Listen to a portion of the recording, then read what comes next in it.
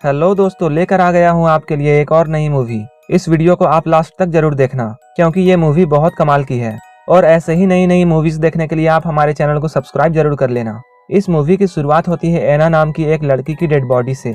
एना मर चुकी थी और उसे पोस्टमार्टम के लिए हॉस्पिटल लाया जाता है। एना एक बहुत ही खूबसूरत मॉडल होती है जो कि काफी फेमस थी। एना की डेड बॉडी को मुर्दा घर में रख दिया जाता है, जबकि अगली सुबह उसका पोस्टमार्टम होने का डेट है।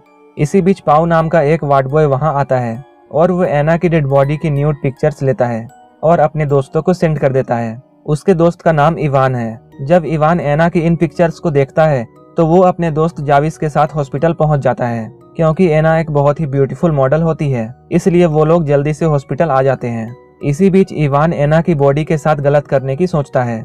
एना एक मशहूर मॉडल होती है, इसलिए जब एना जिंदा थी तब ये लोग उस तक नहीं पहुंच सकते थे, लेकिन अब ये लोग उसके साथ कुछ भी कर सकते हैं। और इवान इस चीज को मिस नहीं करना चाहता था।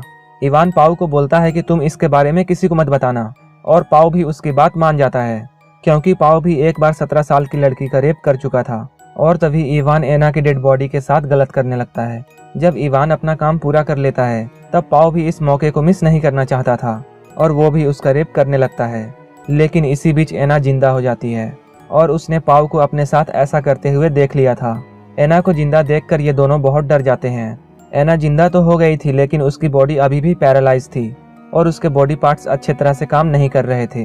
तब इवान और पाउ सोचते हैं इन दोनों ने एना का रेप किया है। अगर एना यहाँ से जिंदा बाहर गई तो उन दोनों को जेल हो सकती है। इसलिए इवान प्लान बनाता है कि एना को वहीं पर मार देगा, क्योंकि सभी लोगों को पता है कि एना मर चुकी है, इसलिए किसी को भी पता नहीं चलेगा। लेकिन जावी उन्हें ऐसा करने से रोकता है और उन्हें डॉक्टर बुलाने के लिए बोलता है।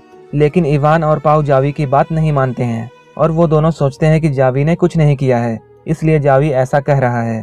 जबकि एना अगर बाहर गई तो जेल इन दोनों को होगी और जावी बच जाएगा। जब जावी इन दोनों की बात नहीं मानता है तब ये दोनों खुद ही एना को बाहर ले जाने लगते हैं।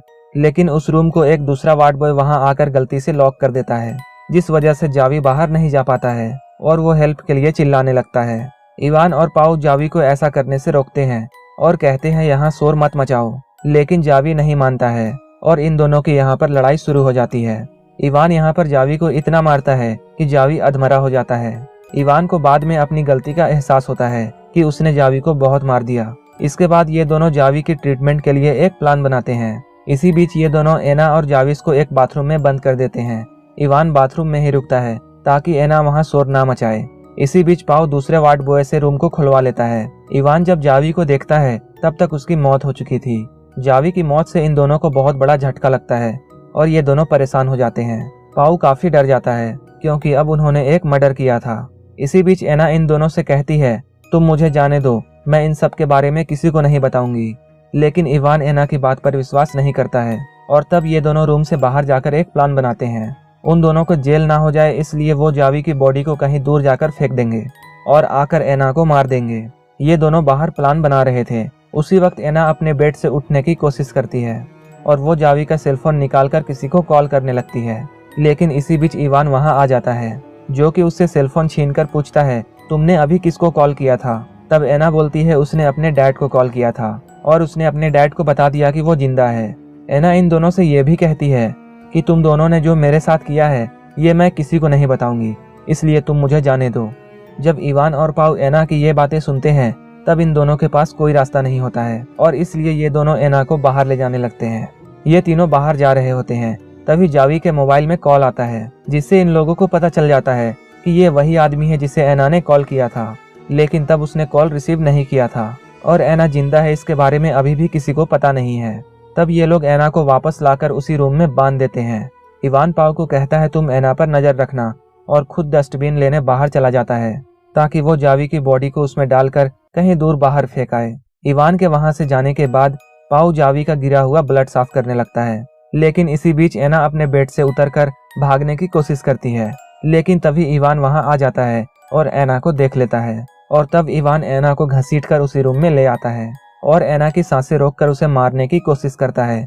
इसके बाद ये दोनों मिलकर जावी की बॉडी को एक डस्टबिन में डाल देते हैं और इवान उसकी बॉडी को डस्टबिन में डालकर बाहर फेंकने के लिए जाता है। पाउ भी उस रूम को अच्छे से ठीक करके वहां से जाने लगता है, लेकिन तभी उसे एना की खांसने की आवाज सुनाई देती है और वो समझ जाता है कि एना नहीं मरी है। तब पाओ एना से कहता है कि तुम मरने की एक्टिंग करना और मैं इवान को यहाँ से लेकर चला जाऊंगा। लेकिन इवान अपना एक कार्ड उसी रूम में भूल गया था जिस रूम में एना की डेड बॉडी थी, और इसलिए वो अपने कार्ड को लेने के लिए जाता है। तब वो देखता है कि एना जिंदा होकर खड़ी थी। तभी वो पाओ पर गुस्सा होने लगता है। तब पाओ उसे एना को छोड़ने के लिए बोलता है। इन दोनों की यहाँ पर काफी लंबी बहस होती है और अंत में इवान भी एना को जिंदा छोड़ने के लिए राजी हो जाता है। लेकिन तभी एना पीछे से आकर इवान को मार डालती है। इवान को मरता देखकर पाओ एना से कहता है, इवान तुम्हें जिंदा छोड़ने के लिए मान गया था। पाओ ये सब बातें कह ही रहा होता है, तभी एना उस पर भी हमला कर देती है और उसे भी मार डालती है। और इस तरह एना अपना बदला ले लेती है और यह मूवी यहीं पर खत्म हो जाती है।